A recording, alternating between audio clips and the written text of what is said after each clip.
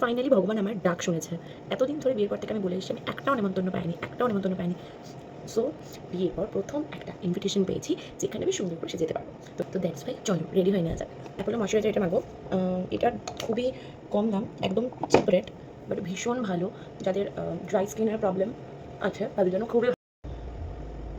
তো ফার্স্টে আমি ওই একটু যে ডিসকালারেশনগুলো স্কিনে রয়েছে ওগুলোকে জাস্ট একটু হাইড করার জন্য নেব।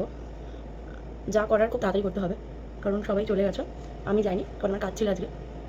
সেখান থেকে এসে দিন আমি রেডি হচ্ছি, এরপর বেরোবো। আমি আর সুরেজ একমাত্র যাইনি, কারণ ও ওয়ার্ক ফ্রম হোম আছে আজকে বাড়ি থেকে। তো আমি বেসিক্যালি প্রাইমারটা ইউজ করেছিলাম, বাট সেটা আমি ভিডিও করতে ভুলে গেছি। এমনিতেই আমার তাই হয়, আমি ভিডিও করা স্টার্ট করি, বাট শেষ করতে বেশিরভাগ সময় ভুলে যাই। তো এখানে আমি শুরু করার সময় প্রাইমারটা লাগাতে ভুলে গেছি। তো তোমরা দেখলে আমি কালার কারেকশন করলাম। নাও এখন আমি রেকর্ডের এস অফ বেস ফাউন্ডেশনটা লাগাবো। এটার শেডটা হলো 09 শেডটা। তো যাই হোক, খুব বেশিও লাগাবো না, বুঝে লাগাতে হবে। একটাই কাজ, ব্লেন্ড। যাই হোক, আমার কালারের একটু প্রবলেম হচ্ছিলো, তো আমি কালারটা চেঞ্জ করলাম রুমে। আর যাই হোক, আমার মনে হচ্ছে এটা ভালো বোঝা যাচ্ছে আগেটার থেকে, জানি না, তবে আমার মেকআপ করতে সুবিধা হচ্ছে মেনলি। আমি ওটার সাথে ফরএভার 52টা লাগাবো একটুখানি। আমার এটা ভালো লাগে, এটা খুব বাটার স্মুথ, বাট এখন এটা শেষ হয়ে এসছে। তো এটা শেড নাম্বার আমি মনে নেই, আমি জানি না। যাই হোক, কেউ গলায় ফাউন্ডেশন লাগাতে ভুলবে না, না হলে গলা আর মুখের রঙ আলাদা লাগবে আর দেখতে খুব বিশ্রী লাগবে।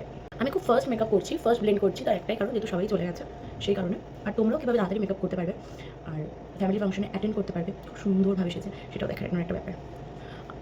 আর যেহেতু আমি অনেকেই জানো নন বেঙ্গলি বাড়ির বউ, তো ফার্স্ট টাইম আমি এরকম একটা কিছু ক্রিয়েট করবো। আর দেখাতে তো হবেই তাদের বাড়ির মধ্যে সুন্দর একটা বউ পেয়েছে তারা, আর তাদের মতো দেখাতে হবে যে বাঙালিরা কত সুন্দর হয়। তো আমি ওরকমই আমার ফাউন্ডেশন দেন নাও। এখন আমি এটাকে সেট করবো। আমি এটা কম্প্যাক্ট দিয়ে সেট করবো, লুজ পাউডার দিয়ে সেট করবো না। দুসাইডে একটু ড্রাই হতে দিতে হবে। এখন গ্রিন স্মোকি করবো। ফার্স্টে ব্ল্যাক কাজলটাকে ভালো করে আইলিটে দেবো, দেন এরকম টাইপের একটা ব্রাশ দিয়ে এটাকে ভালো করে স্মাচ করতে হবে। কিন্তু এই স্মাচটা ব্ল্যাকটা যেন এই আপার লিডে এখানে যেন চলে না যায়, ঠিক আছে? ইয়ে করতে হবে, কী যেন বলে, ব্লেন্ড করতে হবে, ঠিক আছে? ব্লেন্ড করাটাই কিন্তু আসল, সেটা ফাউন্ডেশন হোক ইয়া আইশ্যাডো হোক। আমি কিন্তু এটা রাখবো এই যে সি টাইপের যে আমাদের যে আর্চটা রয়েছে ওই অবধি, তার ওপরে কিন্তু আমরা তুলবো না, তাহলে কিন্তু ভয়ানক ভূতের মতো দেখতে লাগবে। এখন আমরা ব্ল্যাক স্মোকি করতে হলে কিছুই না, এটার উপরে তোমরা হালকা করে একটু ব্ল্যাক আইশ্যাডো দিতে পারো, দেন পরেরটা তোমার পরে দেখাচ্ছি। বাট আমি এখানে গ্রিন আইশ্যাডো করবো, গ্রিন আইশ্যাডো দেবো, তো আমি সেটাও দেখাচ্ছি। কি জানো, বিউটি গ্লেজেড প্যালেট, ইয়েস। তো সেইটা আমি দেবো, ঠিক আছে? এটার মধ্যে খুব ভালো একটা গ্রিন কালার ছিল, এটা আমাদের অনেক পুরনো মেকআপ আর্টিস্টরা ইউজ করেছে, মানে সবাই চেনে এটা। কিছুই না, এই ব্ল্যাকটার উপরে যে কোনো কালার তোমরা পুট করতে পারো, রানি, ব্রাউন, গ্রিন, লাল, নীল, সবুজ, হলুদ সব। ব্ল্যাকের উপরে বা ব্রাউনের উপরে যদি যে কোনো কালারে তোমরা পুট করো না কেন, কালারটা কিন্তু ভালো পিগমেন্টেড হয়, আর কিছু না।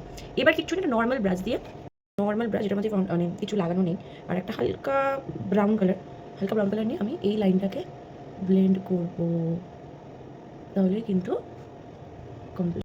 এই আইজের সাথে অনেকে দেখে আইলাইনার পড়তে চায়, আমি জানি না, বাট আমার বেসিক্যালি ভালো লাগে না। আমার মনে হয় স্মোকি যেতে যায়ও না, অনলি কাজল পরো স্মাচ করে।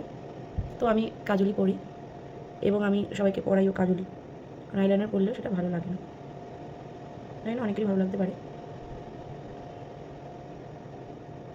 তো এবারে ওই যে গ্রিন কালার ব্রাশটা যেটা দিয়ে আমি করেছিলাম ওটা দিয়ে তলাটা একটু স্মাচ করবো। জাস্ট এবার একটু ব্লাশার পরা ডান, এই যে